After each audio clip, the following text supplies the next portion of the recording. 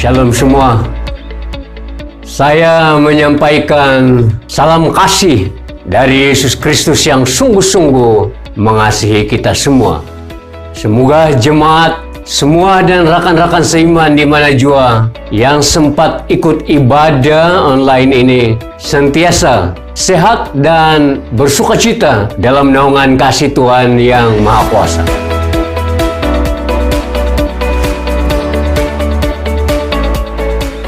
Minggu ini saya membawa kita belajar satu lagi tema Natal, yaitu kasih Tuhan mengalahkan kedegilan manusia.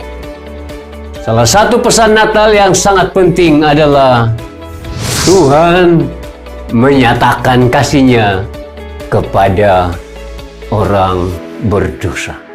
Mari kita baca Hosea bab 11 ayat 1 sampai 4 seperti yang tertera di screen Anda sekarang.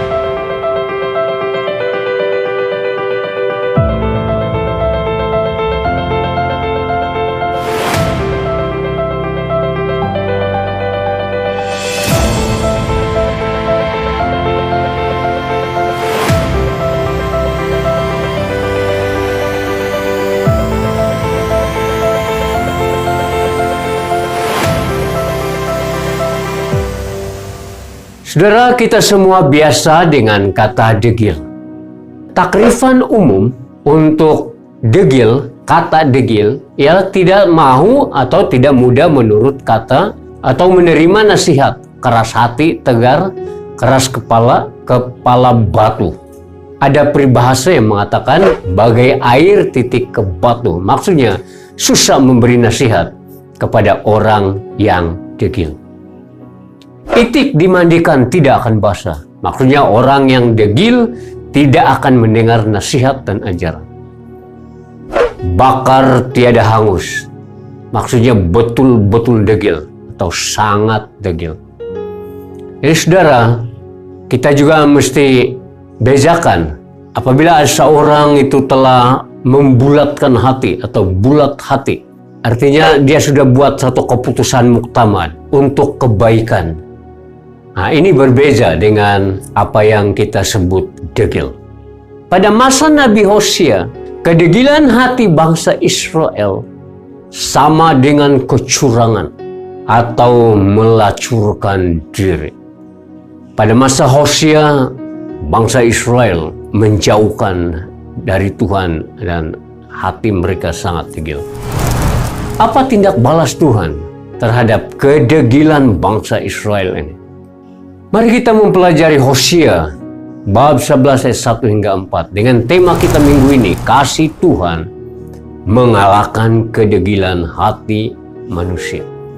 Kitab Hosea sangat indah untuk diselidiki dan dipelajari. Hosea artinya keselamatan.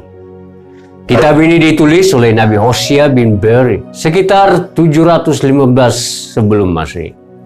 Hosea menjadi nabi di kerajaan Israel bagian utara dengan masa pelayanan selama 40 tahun. Hosea hidup dan melayani pada masa yang sama dengan Nabi Amos, Nabi Yesaya, dan Nabi Mika. Kitab Hosea merupakan kisah cinta yang tenggelam dalam lembah kekelaman, kemudian bangkit berpaut pada jangkar kasih, bersinar dan bahagia. Saudara, ada beberapa pelajaran yang kita boleh hayati dan renungkan di dalam Hosea bab 11 ayat 1 sampai 4 ini. Yang pertama, Allah mengasihi Israel waktu bangsa itu masih kecil. Hosea bab 11 ayat 1 berkata, apabila Israel masih kecil, kukasihi dia. Dari Mesir kupanggil anakku. Apa yang menarik dari ayat 1 ini? Orang Israel tahu bahwa sejak dari awal Tuhan sudah mengasihi mereka. Pada awalnya hubungan orang Israel dan Tuhan ibarat hubungan seorang anak dengan bapaknya. Perhatikan Keluaran 4 ayat 22. Maka katakanlah kepada Firaun, beginilah firman Tuhan, Israel itu anakku yang sulung. Jelas bahwa Israel diangkat oleh Allah menjadi anak sulungnya. Bangsa lain adalah anak bungsu. Berita baik ialah kasih bapa terhadap anak sulung dan anak bungsu sama saja. Kemungkinan besar dari konteks inilah perumpamaan tentang anak bungsu yang hilang itu diangkat oleh Yesus ketika dia memberikan pengajaran kepada murid-muridnya tentang betapa besar kasih Allah itu. Saudara, kita ini adalah anak-anak bungsu itu. Sementara anak sulung itu adalah bangsa Israel. Nah, waktu Israel diperhambakan oleh Raja Mesir, Raja Firaun, selama 400 tahun, Allah lah yang membebaskan mereka, membawa mereka kembali ke tanah perjanjian. Waktu mereka berada di padang gurun, Tuhan memelihara mereka dan tidak pernah meninggalkan mereka. Mereka sendiri melihat perkara-perkara yang ajaib yang Tuhan lakukan untuk memastikan orang Israel terpelihara. Apa relevansi atau kesesuaiannya ya Hosea bab 11 ayat 1 ini untuk kita hari ini? Jika kita bandingkan Roma 5 ayat 8, tetapi Allah telah menunjukkan kasih-Nya sendiri terhadap kita dengan demikian. Ketika kita masih berdosa, Kristus telah mati untuk kita. Dua hal yang sangat jelas di sini. Yang pertama, Allah menunjukkan kasih-Nya kepada kita ketika kita masih lagi berada dalam dosa. Coba bayangkan kasih Tuhan itu. Yang kedua, Yesus mati untuk kita, menyerahkan hidupnya untuk kita ketika kita masih lagi berdosa. Oleh itu, saudara, kita yang percaya kepada Yesus mesti pegang dan hidup di bawah keyakinan bahwa Allah mengasihi kita dari dulu sampai sekarang. Itulah sebabnya Allah memberikan kita hidup yang kekal. Oleh itu, jangan undur lagi. Maju terus, ikut Tuhan sungguh-sungguh. Pelajaran yang kedua dari Hosea 11 ayat 1 sampai 4 ini ialah umat Tuhan degil dan curang. Dan kedegilan dan kecurangan itu membawa penghukuman. Hosea bab 11 ayat 2 berkata, semakin kupanggil, semakin jauh mereka pergi. Mereka mempersembahkan korban kepada Baal dan membakar dupa kepada patung-patung ukiran. Dari ayat ini kita melihat ada kesedihan dari pihak Bapa, pihak Allah terhadap bangsa Israel yang mendegilkan hati mereka. Perhatikan, semakin kupanggil, semakin jauh mereka pergi. Apa yang terjadi dengan bangsa Israel? Dari ayat ini, dua tindakan orang Israel yang menyedihkan. Hati mereka sangat degil.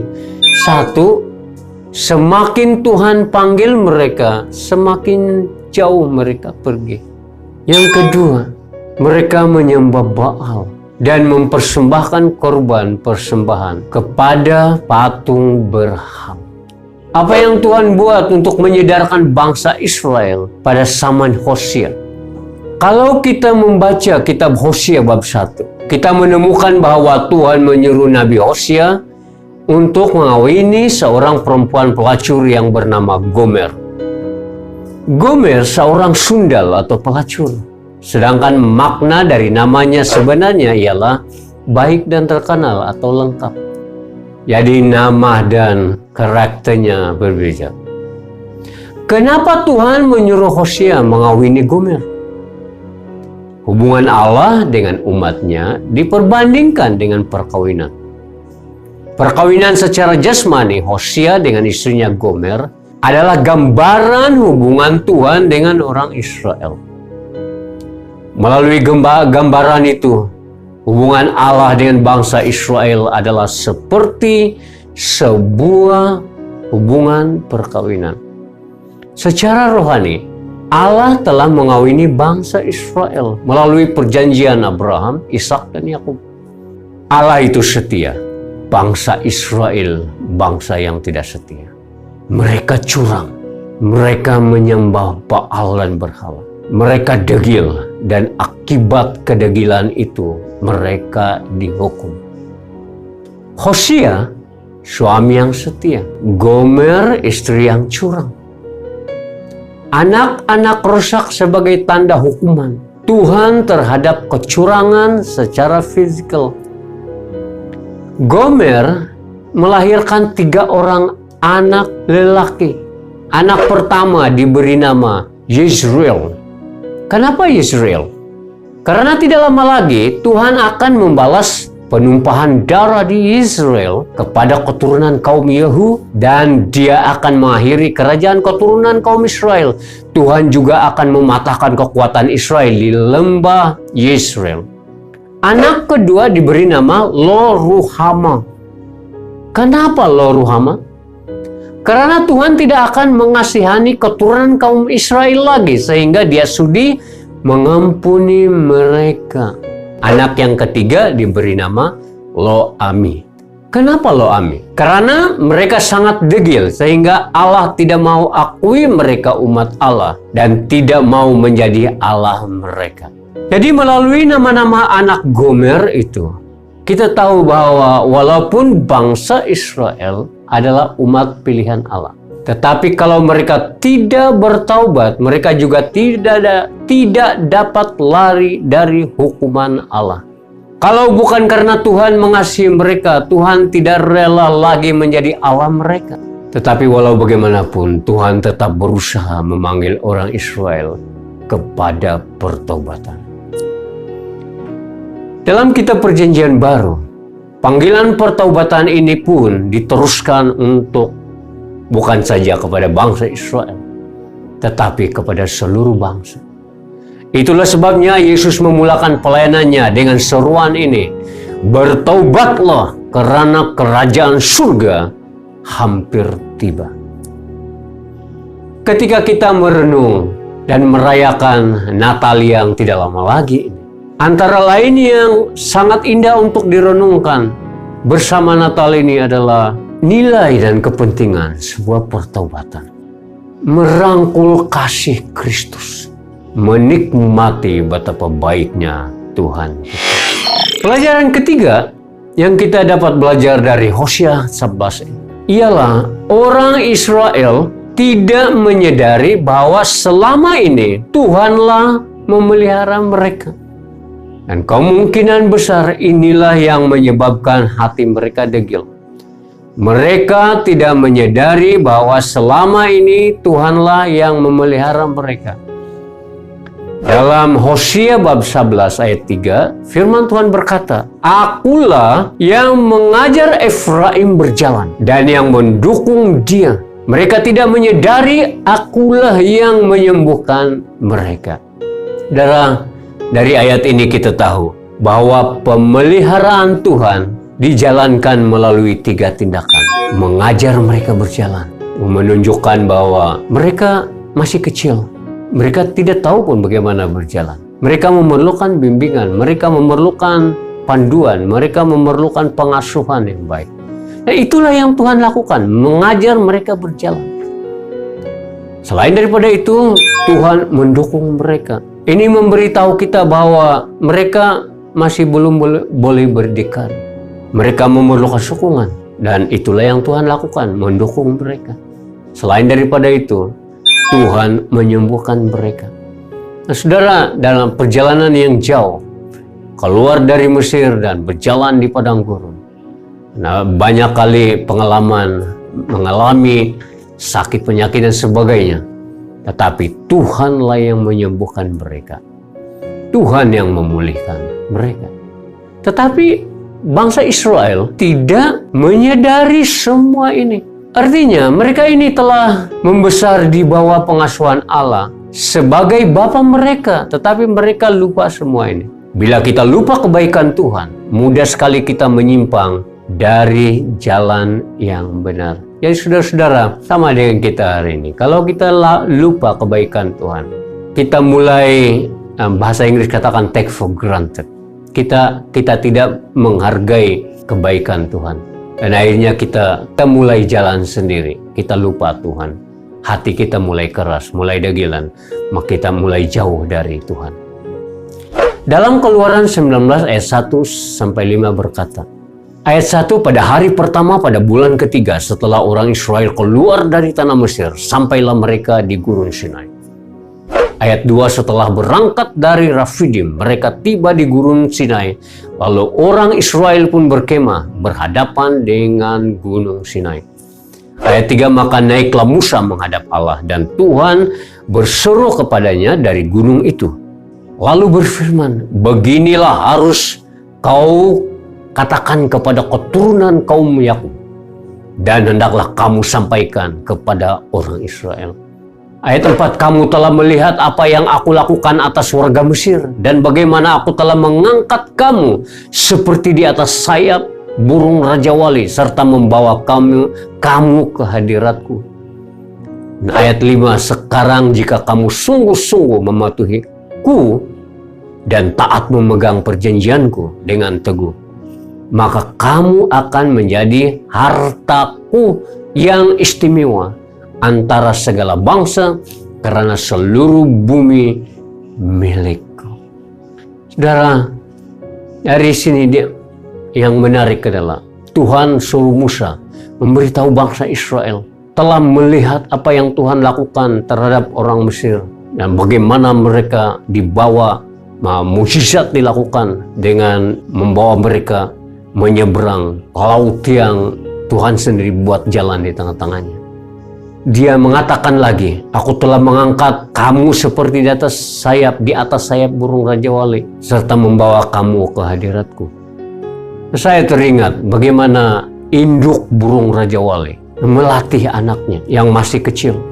Saudara tahu, biasanya burung Raja Wali membuat sarangnya itu biasanya di tempat yang tinggi, sudah pun di atas bukit, lalu di atas kayu yang tinggi lagi. Dan waktu sarang itu sudah dibuat, induknya menetaskan telur itu, dan kemudian telur itu menetas. Dan setelah anak burung Raja Wali itu membesar, dan sampai masa anak itu sepatutnya mau terbang, induknya melatih dia. Bagaimana cara dia melatih? Biasanya dia akan buka sayapnya sehingga anak itu terhimpit, dan buka lagi sayap itu dan terhimpit, dan buka lagi sayap dan terhimpit. Dan sampai pada suatu waktu induk burung Raja Wali itu merusakkan sarangnya, sebagian sarangnya, dan kemudian menulak anaknya keluar. Dan waktu anaknya jatuh, anak itu harus mengeluarkan seluruh skillnya dan latihan yang dia telah buat waktu di dalam sarang,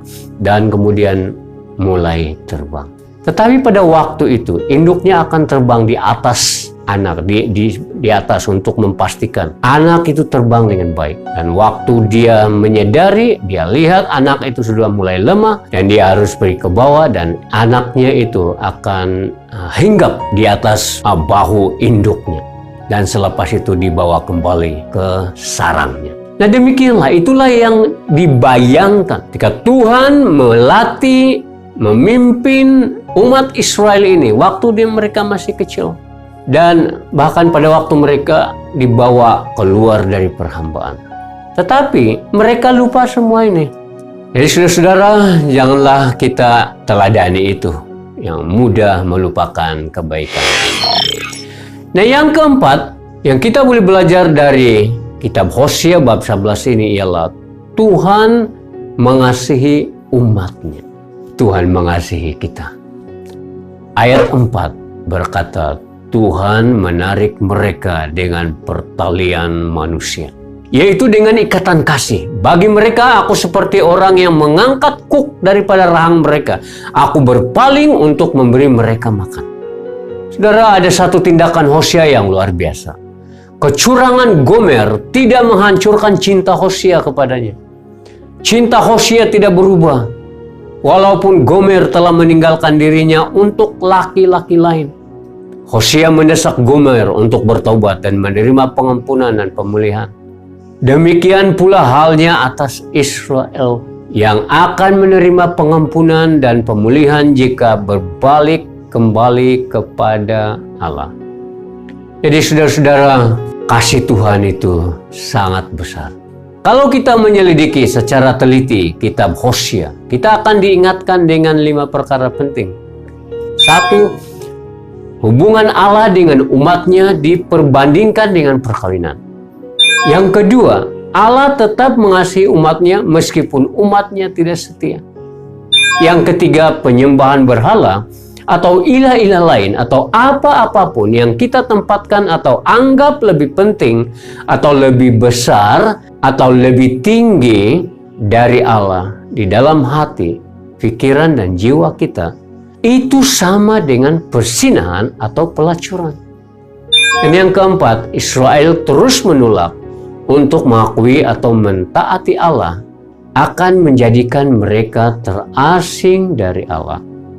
Dan yang kelima, setelah Israel diasingkan dan ketika mereka bertobat, Allah akan memulihkan mereka dan membawa mereka kembali di tanah mereka dan tinggal di rumah masing-masing.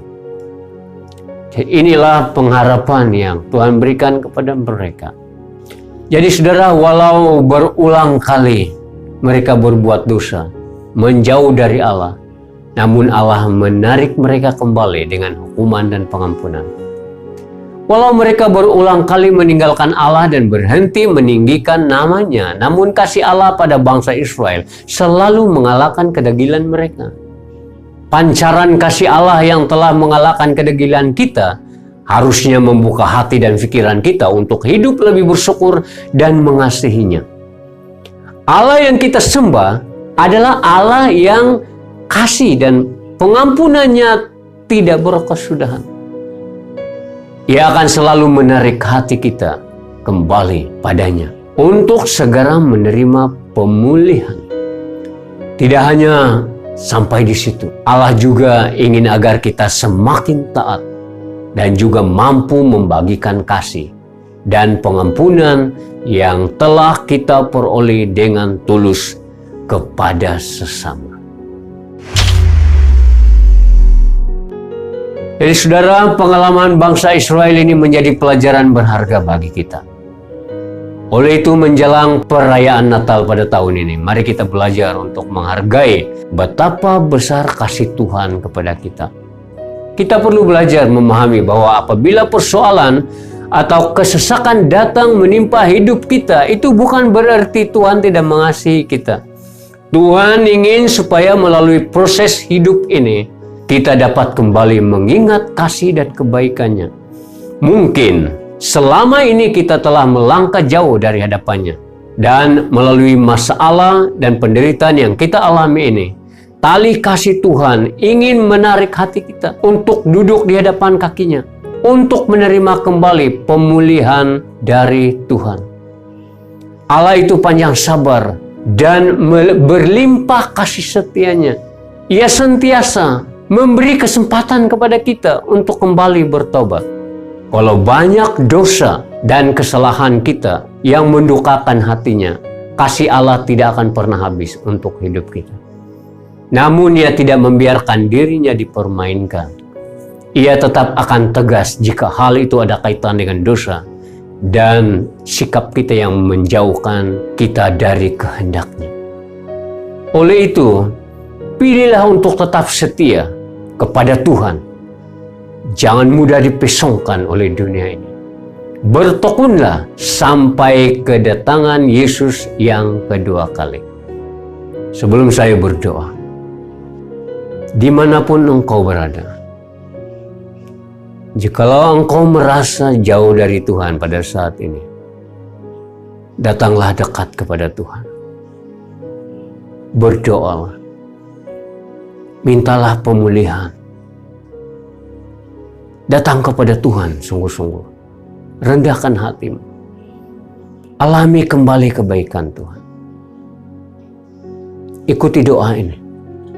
Bapa di surga, saya menyadari saya sudah jauh dari Tuhan. Saya sudah jauh dari Engkau.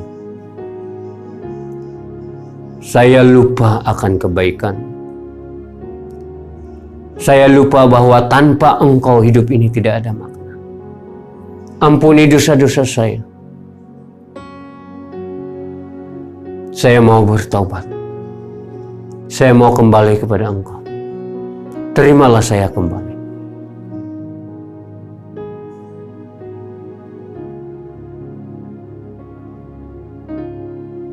Saya membuka pintu hati saya. Dan menerima Engkau menjadi Tuhan dan penyelamat saya secara pribadi. Saudara, jika engkau sungguh-sungguh telah berdoa di dalam hatimu, ingatlah, dari pihak Allah Dia tidak pernah meninggalkan engkau. Hiduplah di bawah keyakinan itu bahwa Tuhan menyertai engkau selama-lamanya. Mari kita berdoa. Bapa di surga, terima kasih untuk firman-Mu yang sudah kami dengar. Terima kasih karena menyadarkan kembali kami melalui pengalaman hidup bangsa Israel pada masa Nabi Yosua, Nabi Hosea.